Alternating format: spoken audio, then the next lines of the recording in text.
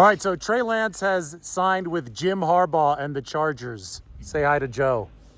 Hi, guys. He's helping me with my skiing form today here in Montana. Joe, who you're from Long Island, but live in San Francisco, so it's all good. We got to find everybody else, but quick update. Lance has signed with Harbaugh. The football gods have a sense of humor. San Francisco has Mac Jones. Jim Harbaugh has Trey Lance. A deal worth $6.5 million. So we talked about the Canadian Football League maybe being something good for Trey Lance. I still think that if he wants reps, then yes, Canada would be really nice. But those contracts are only worth like $600,000. So if the Chargers are offering him $6.5 million, hard to turn down. He made like $32 or $33 million from the 49ers over the course of his rookie contract over those 3 years. But I think that $6.5 million is just that. $600,000 in Canada wouldn't be that. My argument would be that under Jim Harbaugh, behind Justin Herbert, Trey Lance is not going to get a whole lot of reps. What about the Czech Football League? He could play for the Prague Black Panthers. And yeah, that's Spencer Ford's team. He's a 49ers coach who is in Prague right now. They won the championship. I think Trey Lance might be a little bit too good for that league. I think he's got to find the happy intermediary zone, right? I think he has to find the spot where he can get some reps because he didn't get any of those at North Dakota State, while the team doesn't see a negative impact from the fact that he hasn't had that experience. So but the Chargers are willing to pay him more than the 49ers are paying Mac Jones. I mean, Mac Jones, it's 2 years with San Francisco, and with the guaranteed money, he gets $7 million fully guaranteed over the 2 years. So he stands to make more over the next 2 years, but Trey Lance has more adaptability with this deal. And say that Justin Herbert gets hurt and Jim Harbaugh is the quarterback whisperer, just like he was with Alex Smith. He was also a good coach for Andrew Luck. We talked to Jim Harbaugh in Palm Beach the other day. If that happens, then Trey Lance will be able to sign a more lucrative deal next season. I just think that it's crazy that he's now playing for Jim Harbaugh while Mac Jones, who went behind Trey Lance in the 2021 draft, is now playing for Kyle Shanahan and the 49ers. Both backups, though. Joe, what do you think about Brock Purdy? Brock Purdy, if he has the right team around him and the right support from the system, will effectively lead us to, hopefully, the playoffs and, knock on wood, the Super Bowl in 2026. So really looking forward to the next season. So that's what the 49ers have to do. Just like any team, they've got to build a strong team around Purdy. You know the Super Bowl's at Levi's, right? I do. I'm ready to buy those tickets, baby. So the former 49ers owner, Eddie DeBartolo Jr., lives back there in Whitefish, Montana. The Whitefish is the town that's behind us.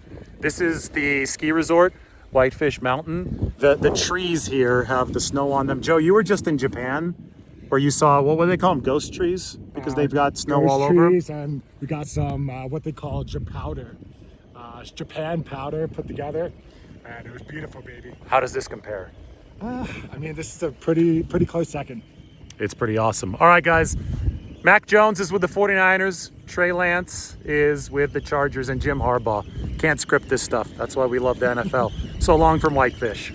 And I've got to add one more thing now that I'm done skiing. You could see the mountain right behind me. That's where we just were. But the one thing that I have to add is that Jim Harbaugh coached Colin Kaepernick. And Trey Lance is nowhere near as fast as Colin Kaepernick. And the 49ers probably made the mistake of thinking that the speed was comparable. They obviously couldn't scout him as close due to the COVID year in 2021. But Lance is still a big, strong, and decently mobile quarterback. But the height and the strength, just the sheer physicality, I think, is what really stands out. And that also stood out with Colin Kaepernick, especially as he bulked up after he came out of Nevada and was with the 49ers for those few years.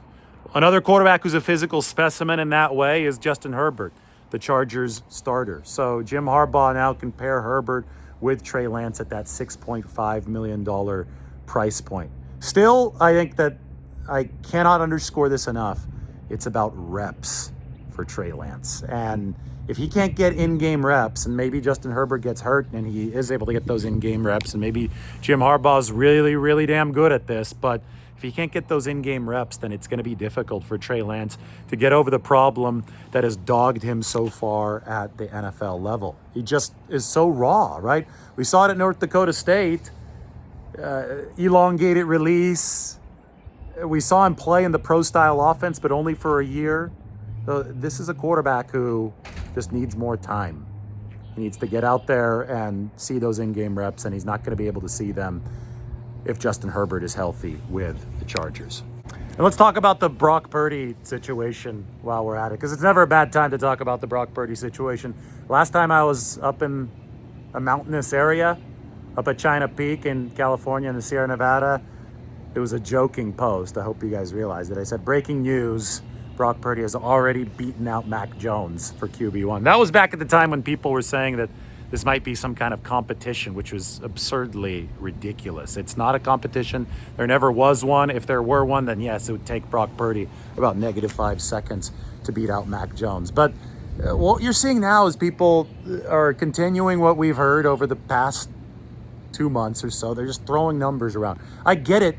Give your contract projection and then just let it go. That's what I did.